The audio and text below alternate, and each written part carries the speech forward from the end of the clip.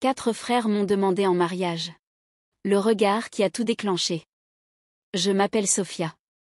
Une femme accomplie, indépendante, respectée dans mon domaine. À 32 ans, j'avais tout ce que beaucoup enviaient, une carrière florissante, une maison à mon nom, la liberté de voyager où je voulais, quand je voulais. Mais il y avait un vide. Un vide silencieux que même les succès les plus brillants ne pouvaient combler. Je n'avais jamais été mariée.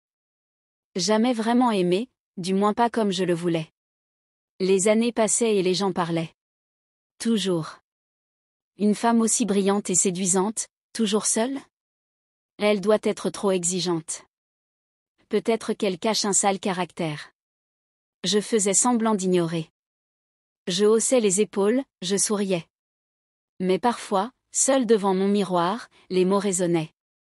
Et puis, il y avait ma mère. Chaque appel était une variation du même refrain.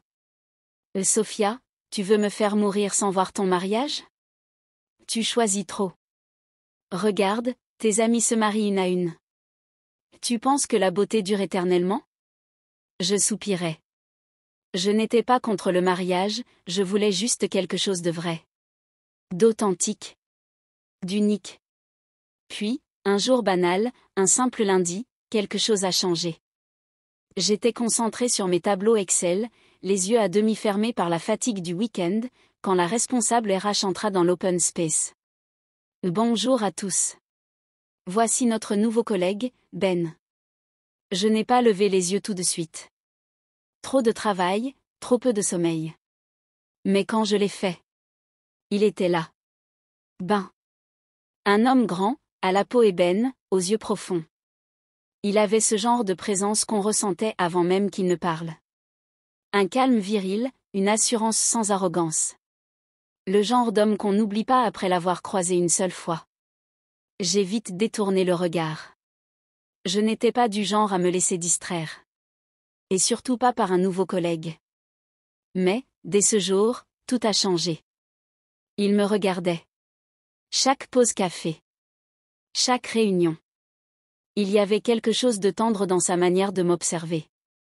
Une chaleur dans ses silences. Il me parlait peu, mais ses yeux disaient trop. Puis il m'a abordé. Un soir, alors que je partais précipitamment du bureau. Sophia. Sa voix. Grave, posée. Je me suis retournée. Il souriait. Et ce sourire m'a fait quelque chose que je ne comprenais pas encore. Cette rencontre, je ne le savais pas, allait être le début d'un tourbillon. Le commencement d'un chapitre insensé. Car Ben n'était pas un homme ordinaire. Il avait 3 frères.